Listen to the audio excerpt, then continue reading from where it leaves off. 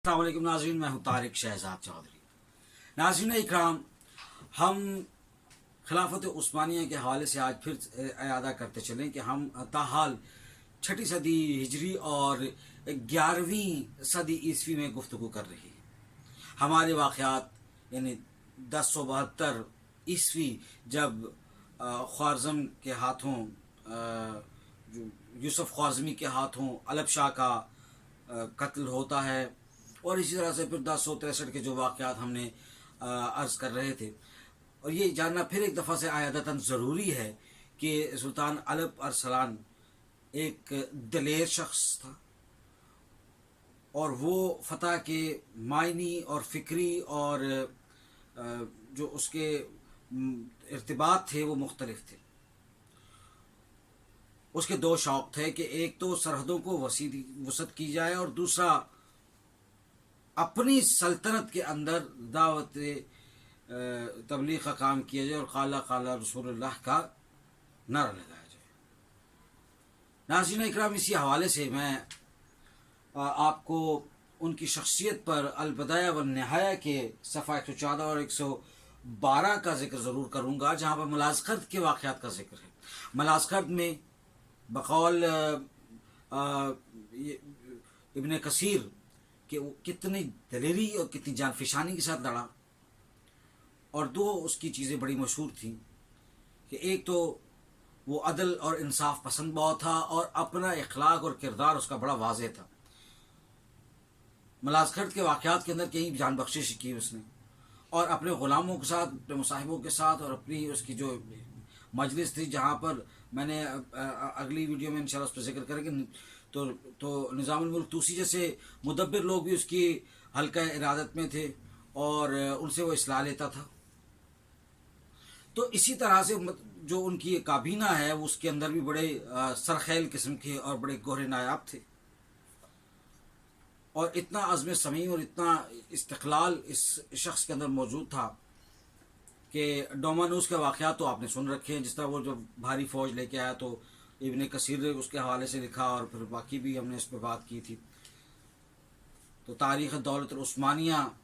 के हवाले से भी हमने आपको हवाला दिया। अब हमें अर्ज़ करूँ कि जो फ़कीरों के लिए उन्होंने 15,000 अशरफियों का एक इंतज़ाम कर रखा था, जिसमें सरकारी सतह पर फ़कीर जो थे वो रजिस्टर्ड थे, और उनको बाकायदा जो है वहाँ से उनके जितने भी नाल नुफ़्के के मामलात हैं और उनके लिए वो 15,000 अशरफियाँ जो हैं वो वक्फ थी। जज़िये का ये मामला था कि जो खिराज था, वो खिराज जो है वो एक तो बहुत मुनासिब था उसकी रियासत के अंदर,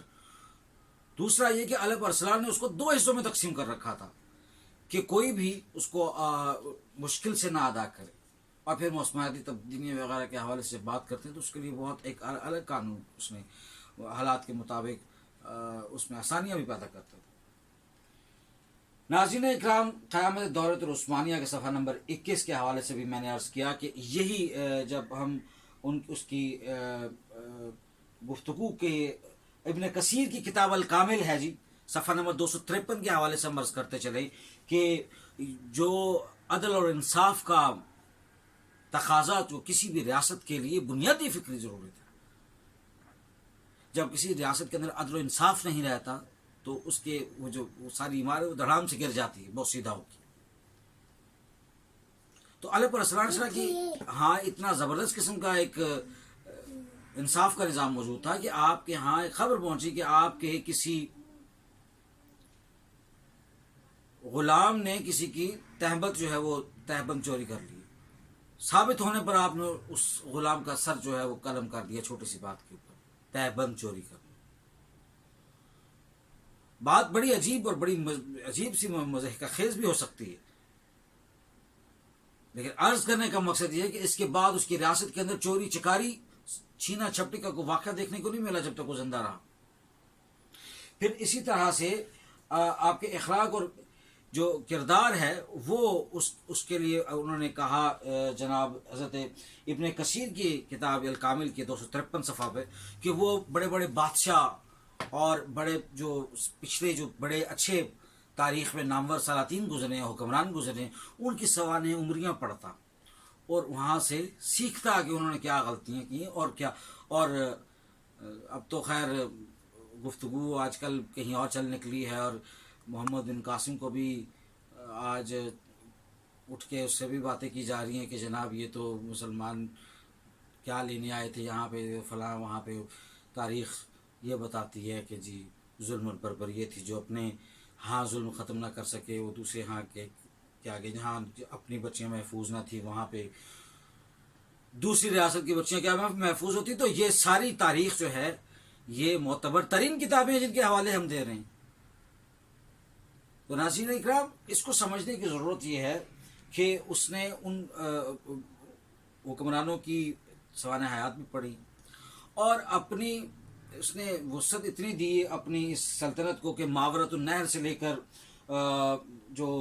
شام تک کے علاقے، عراق تک کے علاقے اس کے حلقہ ارادت میں شامل ہوئے. اور یہ کسی حکمران کی بڑائی کی پہلی جو ہے وہ صفت ہوتی ہے کہ اس کا جو شہرہ ہے وہ اپنی دائیں بائیں کی جو اس کی پڑوسی راستے ہیں وہاں پہ کیا ہے. وہی جہاں ہے تیرا جسے تو کرے پیدا، یہ سنگ و خشت نہیں جو تیری نگاہ میں. ناظرین اکرام، الپ ارسلان کے حوالے سے ہم نے آج یہ گفتگو جو ہے اس کے کردار کے حوالے سے چند باتیں کی. تو ہم اپنی اگلی نشست میں الپ ارسلان کے بعد جو آنے والے جو اس کے صاحبزادے ہیں ان کے حوالے سے، ان کی زندگی کے حوالے سے اور ان کی کامیابیوں کے حوالے سے، ان کی فتوحات کے حوالے سے بات کریں گے. تب تک کے لیے اجازت دیجیے. بہت شکریہ.